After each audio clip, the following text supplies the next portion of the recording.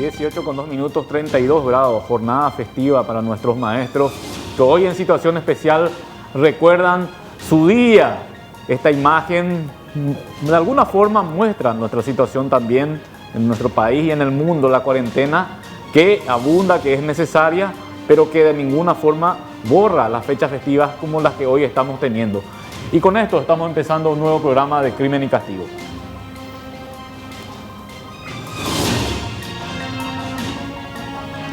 ¿Qué tal? ¿Cómo están? Muy buenas tardes. Iniciando un nuevo programa de Crimen y Castigo. Un saludo muy especial a todos los maestros en su día. Espero que lo estén pasando muy bien. Estos héroes que día a día tratan de formar a nuestros chicos y más aún en esta situación especial que estamos viviendo en estos momentos. ¿Qué tal, Iván Leguizamón? ¿Cómo te va, Osvaldo Cáceres? Buenas noches. Un saludo a todos los televidentes. Buenas tardes. Ya cambiamos, Eche. Oye, Sí. qué buena tarde, buenas noches. Sí, ¿verdad?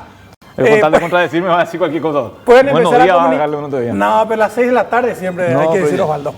¿Qué? A partir de mañana voy a decir buenas noches. Bueno, 0971-444-200. Ese es para contrarme nomás vos Sí. haces. No, al revés, voy. No, vos para Yo antes decía contrarme buenas noches, vos buenas tardes, ahora al revés. Pueden empezar a escribirnos un saludo demasiado especial a todos los maestros. Felicidades, señor profesor. Déjame apoyar. Vos medio maestro lento también sos, Osvaldo. Pero así nomás más o menos. El maestro me queda grande todavía. A la mitad, ¿verdad? Sí.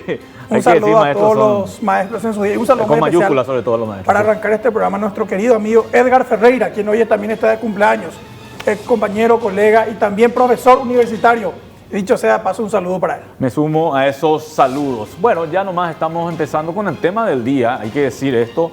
Tiene que ver con la situación en la Dirección Nacional de Aeronáutica Civil. Sorpresivamente temprano se presentaba una imputación. Tal vez ni siquiera es tan sorpresivo el tema de la imputación, se veía venir.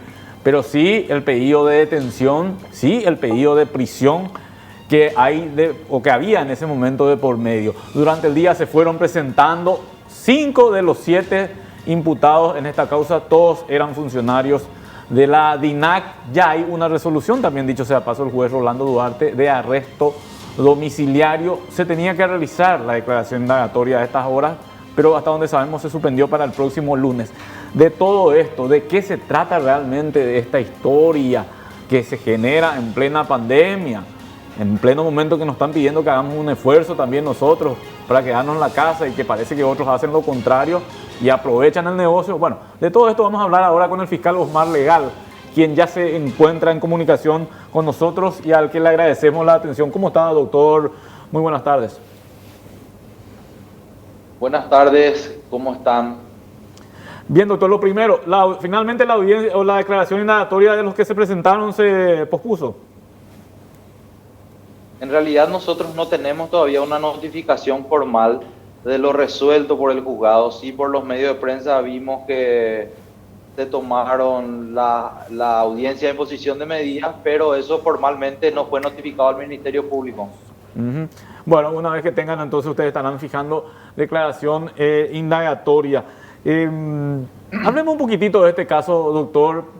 Hablemos en forma sencilla, práctica. Acá estamos con Iván diciendo qué cosa que viene a ocurrir es muy grosera, por cierto, y más aún por la época. Pero si tenemos que explicar a la gente cómo podemos señalar qué fue exactamente lo que pasó y que a ustedes les obliga a requerir que esto derive en un proceso penal.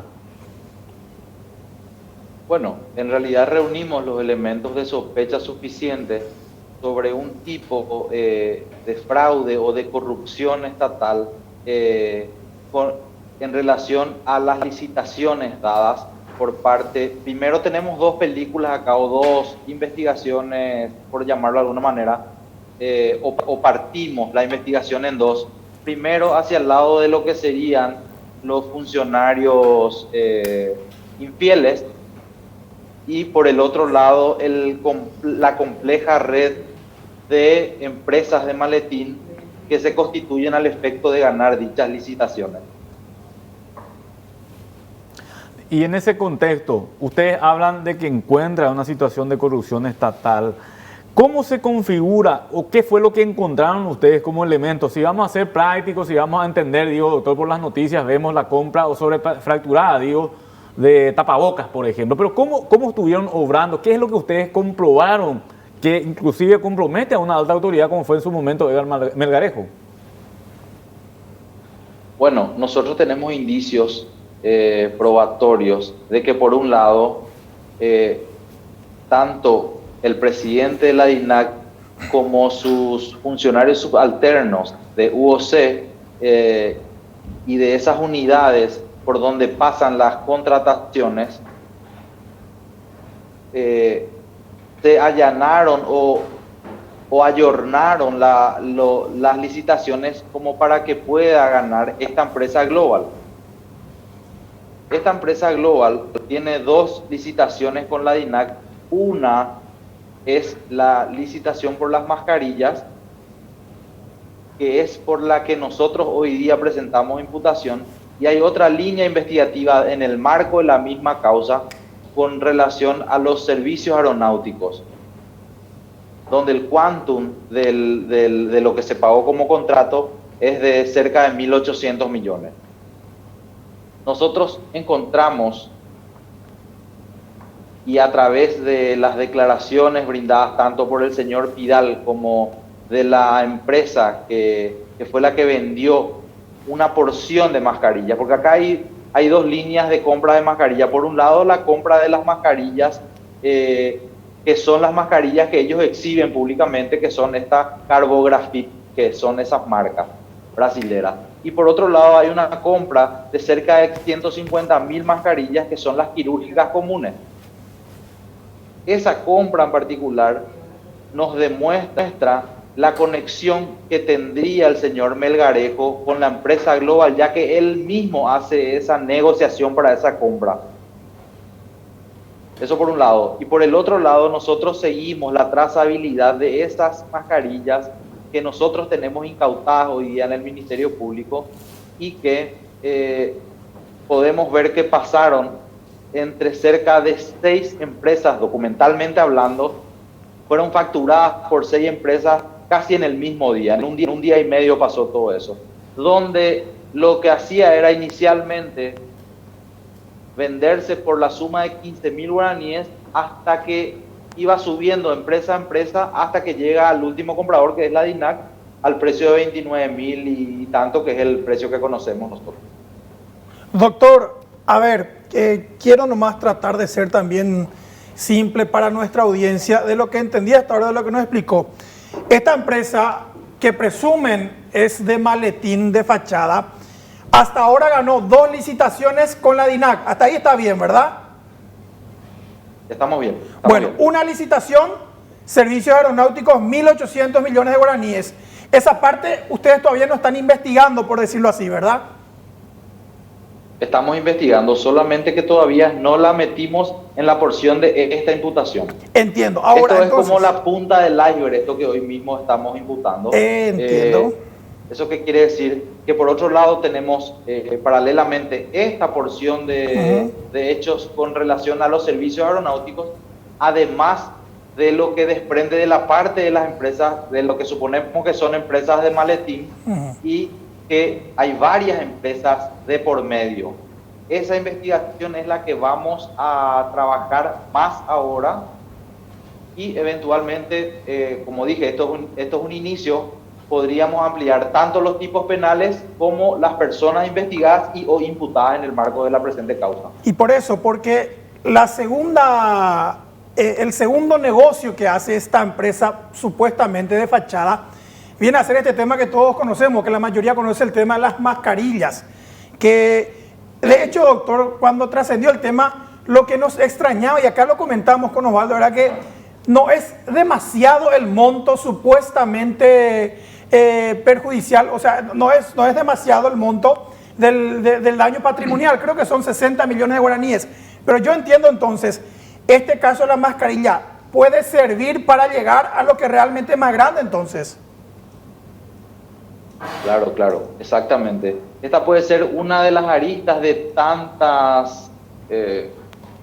tantos negocios al margen de la ley que se dan en relación a las licitaciones. En esencia de lo que ustedes estuvieron indagando, doctor, investigando, porque allanaron las oficinas, allanaron otros lugares, todo ese cúmulo de documentación, ¿le trae a esto o va a haber algo más? hay más, va a haber más. Por una cuestión de estrategia investigativa no la podemos decir todavía, pero por eso que nosotros dentro de nuestra línea de investigación tenemos como posible tanto la ampliación de los tipos penales como de las personas que van a ser investigadas o imputadas. Doctor, surgió, y volviendo al tema de las mascarillas, usted mismo dijo, tengo entendido que la DINAC compró primero un lote de 150.000 mascarillas. Eso es correcto, ¿verdad? No, en realidad es la empresa Global la que compra las 150.000 mascarillas. Ajá. Y nosotros tenemos como sospecha de evidencia que el mismo Edgar Melgarejo hace la compra a nombre de Global. Y es así, para que se entienda un poquito. Ajá. Eso es lo que a nosotros nos conecta y nos da la sospecha suficiente de que también la otra licitación, además de estructurarse para ser ganada por Global, ya el mismo Melgarejo es el que está detrás de Global. O sea que, y de esas 150.000 mascarillas o tapabocas que compró esta empresa Global presuntamente con las maniobras de Melgarejo, ¿habrían sido después vendidas también a la DINAC de manera oficial, doctor? No, esas tapabocas no entraron dentro, o todavía no están dentro de nuestra investigación. Lo que hace esa compra es sustentar el vínculo de Melgarejo con Global. Lo que pasó con esos tapabocas, con los 150.000, todavía no la tenemos en la investigación. Estoy leyendo el requerimiento y cuando ustedes piden las medidas cautelares para que se sometan al proceso de ustedes, es decir, ustedes están pidiendo la prisión preventiva, hablan de que existe la sospecha inicial suficiente del que el señor Edgar Alberto Melgarejo Ginar es autor de un hecho punible grave, lo ponen entre negritas esa parte del requerimiento cautelar, en razón de que las conductas que se le atribuyen implican el dominio de acciones que habrían generado un perjuicio patrimonial importante, más aún en época de emergencia sanitaria declarada ante la pandemia generada por el COVID-19. De lo que estuvieron investigando, doctor legal, aprovechó o hay sospechas de que Edgar Melgarejo aprovechó esta situación que estamos teniendo en nuestro país de cuarentena, de emergencia sanitaria, para poder sacar ganancias. Esa es la sospecha inicial del Ministerio Público. La gravedad del hecho no se da nada más por el marco penal, sino justamente por el contexto genérico, que en este caso estamos hablando de un presupuesto que está ayudando en contra de una pandemia que no solamente es nacional, sino es mundial, ¿verdad? La gravedad es mayúscula en ese sentido. Y esta situación al parecer no tuvo en cuenta el juez Rolando Duarte porque termina dictando el arresto domiciliario, por lo menos esa es la información que recibimos del juzgado. Eso es lo que nosotros también manejamos como información por los medios de prensa en realidad. Nosotros oficialmente no fuimos notificados todavía de lo resuelto por el juzgado. Doctor, tengo dos dudas más, si me puede evacuar, por favor. Uno, ese contrato de 1.800 millones de guaraníes que esta empresa presuntamente de Maletín Proyecto Global S.A. ganó con la DINAC por servicios aeronáuticos, ¿qué trabajos fueron específicamente? En realidad, esas licitaciones son muy genéricas en cuanto a sus descripciones. Nosotros estamos trabajando primero para sacar esas descripciones y después puntualmente hacer el trabajo técnico de si existieron o no, ¿verdad? Tenemos que entender de que muchas veces vamos a chocar con el obstáculo de la falta de pruebas en ese sentido, pero lo vamos a trabajar, ¿verdad? Vamos a trabajar primero con técnicos que tengan la experticia sobre eso. Pero es una arista de la investigación un poco especial y que lleva un poco más de tiempo. Por eso se tomó la decisión de dividir esta imputación en el sentido de meter esta porción de hechos de SID de llamado de los tapabocas ahora, posteriormente dentro de la etapa investigativa, trabajar sobre lo demás. Y la otra, ¿es cierto que estas mascarillas, las 4.000 que compró oficialmente la DINAC, de la empresa Proyecto Global S.A. al doble de precio, además de eso estaban ya vencidas? Es así, es así. Las cajas de esos tapabocas tienen la descripción del vencimiento y todas vencieron en septiembre de 2019. Por eso que cuando hablamos del perjuicio patrimonial, si bien nosotros primariamente la cuantificamos en cerca de 59 millones, en realidad eso es relativo porque durante la investigación, a través de técnicos con experiencia en la materia, vamos a determinar que quizás esas mascarillas no tenían ni siquiera valor en el mercado. Un caso muy especial también para ustedes, doctor, me imagino, por el tipo de investigación, por la gente que está involucrada, porque hay gente, hay ex compañeros de ustedes en el área de administración, por ejemplo, del Ministerio Público, está el hijo de un juez, el hijo de una compañera directa de ustedes, de una fiscala. ¿Cómo van a estar manejando toda esta situación? Nuestro trabajo es trabajar, valga la redundancia, objetivamente y hacer lo que corresponda. Tenemos que tener la madurez y tenemos un ideal tanto mío como del equipo de trabajo de hacer lo que corresponda, ¿verdad? Sea quien fuere, ese siempre es uno de nuestros discursos, ¿verdad? Más allá del romanticismo a que suene, tratamos de trabajar en ese sentido. Ya tenemos dentro de nuestros haberes imputaciones de personas muy importantes y a nosotros no nos mueve que sean nuestros compañeros o no. Vamos a hacer lo que corresponda, sea quien fuere. Sí, y en ese contexto también, doctor, el hecho de que usted esté tomando el caso, bueno, usted en su caso de fiscal de delito económico anticorrupción, pero hay gente o hay colegas de ustedes de crimen organizado, ¿tiene que ver con el tipo penal que están indagando, con las sospechas que tienen una situación similar, como por ejemplo se dio con el caso de Ronaldinho, o es una situación coyuntural nada más? Yo creo que es una situación coyuntural por el momento. Finalmente... Ustedes saben que estamos... Sí, no. sí, le escucho. No, que en realidad ustedes saben que estamos con un trabajo diferenciado hoy día en el Ministerio Público y hay ciertas investigaciones que no paran por más que tengamos ciertas prerrogativas de horarios diferenciados, justamente.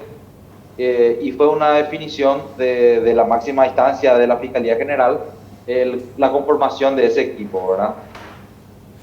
Finalmente, doctor, si se confirma el arresto domiciliario, bueno, extraoficialmente ya se confirmó, para ustedes digo, ya se confirmó, ¿ustedes estarían apelando o ya se mantienen con esa medida cautelar dictada por el juzgado de garantía? Vamos a esperar primero recibir la notificación, leer la fundamentación que tuvo en cuenta el juez competente y a partir de ahí tomar la decisión si vamos a apelar o no. Fiscal Osmar Legal, muchas gracias por su tiempo. Por favor, a ustedes. Fiscal de Delitos Económicos de Anticorrupción, uno de los fiscales de la causa es el vocero del grupo. Acá están también trabajando los fiscales Alicia Saprissa y Federico Delfino. Marcelo Pecci me comentaban que se apartó de la causa. Se inhibió. Aparentemente tiene amistad con uno de los abogados. Bueno, eso le vamos a estar preguntando, pero no. Por una cuestión ética. En esta causa, por lo menos ahora mismo. El mismo equipo que está investigando el caso Ronaldinho. Sí. Hay que decir eso básicamente. Por eso le hacía la última pregunta. Y resulta que hay dos imputados. Uno se llama Juan Carlos Turitis. En algún momento trabajó en la Fiscalía General del Estado, en el sector administrativo. Y trabajó en el, como se decía, en la parte, en los cargos altos. Por eso es que mucha gente nos está diciendo ahí va a haber problemas porque tiene influencias en la Fiscalía. Exfuncionario. Es funcionario. Ya salió él de la Fiscalía hace 2 o 3 meses, tengo entendido, para trabajar acá en la DINAC específicamente. Esa es la información. No es que está comisionado nomás. Yo creo que ya salió, es una información que tendríamos que confirmar, pero creo que ya suspendieron los comisionamientos. Pero estuvo ligado en algún momento al cargo administrativo allí en la Fiscalía General, a cargo de Sandra Quiñones, estuvo en la Secretaría Nacional de Anticorrupción a cargo de Soledad Quiñones, que es la hermana de la Fiscal General, anteriormente. Estuvo en anticorrupción, ahora está involucrado en esto. Sí, durante la administración anterior de Horacio Cartes en este caso. Y también hay, tengo que autorizar la lista, Juan Marcelo Velar, creo que se llama, es hijo del juez Elio Velar y la fiscal Marlene González. Por eso le estábamos haciendo esta pregunta de cómo va a estar indagando toda esta situación, porque obviamente si allí mismo, al lado de ellos, van a tener la presión, pero supongo que si fueron asignados a la causa deberían hacerlo con toda tranquilidad y llegar a una conclusión imparcial de todo esto. Ñañeja Amina ya explica a la gente, Osvaldo, Cristiano Esteve, en términos sencillos. Vamos a ir a ver si entendimos de la misma manera. La Dirección Nacional de Aeronáutica Civil, DINAC, es una institución estatal que, por ejemplo, administra el Aeropuerto Internacional Silvio Pettirossi. De hecho, es la que regula la aviación paraguaya, ¿verdad? La entidad reguladora de este tema. Su presidente, hasta hace poco, Edgar Melgarejo. En medio de este escándalo, cuando se desata, también aparece una empresa denominada Proyectos Global S.A., que según la Fiscalía es una empresa fachada, fantasma. Existen los papeles, no es que hay una casa o un edificio que diga Empresa Proyectos Globales S.A., ¿verdad? Digamos bien. Una de las supuestas directivos, o directivas, pero se puede decir ya, de la empresa es una joven de 20 años de edad. Sí. O sea, lo que se cree es básicamente que alguien creó la empresa acá, para empezar a operar, para empezar a trabajar. Y la sospecha es que este Edgar Melgarejo mismo, por lo visto, tenía que ver con esta empresa. El primer indicio de corrupción con la DINAC aparece cuando un empresario del rubro farmacéutico confirma o declara, dice, que el propio Edgar Melgarejo se comunicó con él para pedirle, a ver si no tenés tapabocas. Dice que le llama supuestamente Melgarejo al directivo de una cadena de farmacias. Y le dice al directivo de una farmacia muy conocida, sí, tengo 150.000 unidades ahora mismo en stock. Y supuestamente Melgarejo, quien estaba pidiendo esas mascarillas, supuestamente para la DINAC, le dice, ¿y a cuánto está? Y te puedo hacer a 2.800 cada una. Y en medio de la negociación, Melgarejo, siempre invocando supuestamente a la DINAC, le dice, ella pone a 2.700. Jaro Yoguatan de Hegui. Ah, bueno, ya está, como el tema de la cuarentena sanitaria en Dina. Bueno, ya está, cerramos el plato. 2.700 guaraníes cada tapaboca. Al final, no es la DINAC la que compra esas 150.000 unidades, sino que ahí aparece esta empresa privada, Proyecto Global S.A. ¿Está bien, Osvaldo? Así es, ¿verdad? Sí. Entonces, el presidente de la DINAC llamó a pedir como si fuera que iba a ser para la DINAC, pero la que termina comprando es la empresa Proyecto Global S.A. Por eso el fiscal Osmar Legal dice, ahí nosotros tenemos la certeza de que Melgarejo tiene algo que ver con esta empresa Proyecto Global S.A. Bueno, ese es el primer lote de mascarillas. El segundo lote de mascarillas, las de las polémicas, son 4.000 unidades que la DINAC compra a través de la vía de la excepción de manera directa. Eso quiere decir una licitación abreviada, rápido por el tema de la emergencia. Pero sí se conformó un comité de evaluación que debía por lo menos analizar la oferta de las empresas que querían venderle a la DINAC las mascarillas. Y ahí, coincidentemente, otra vez aparece la empresa Proyecto Global S.A., que supuestamente tiene que ver con el propio presidente de la DINAC, a ofrecerle a la DINAC mascarillas. Se cató a vender PM. Y a 29.900 guaraníes cada mascarilla. Y la DINAC, supuestamente violando sus propios protocolos, autoriza la compra de esas mascarillas, 4.000 unidades a 29.900 guaraníes cada una. Había sido esas mascarillas, usualmente costaban la mitad, no más. Pero el agravante es que, según el Ministerio Público, la DINAC no debía haber comprado luego siquiera esas mascarillas, ni por más que lo hubiesen ofrecido al precio real, porque ya estaban vencidas. Es decir, además de comprar un producto sobrefacturado, la DINAC también compró un producto vencido. Y de eso supuestamente estaban al tanto todas sus autoridades. Bueno, en este caso están imputados, además de Edgar Melgarejo, Juan Carlos Turitis, Marcelo Rubén Ovelar, Luz María Chamorro y Fernando José Debrí, que son o eran funcionarios de la DINAC.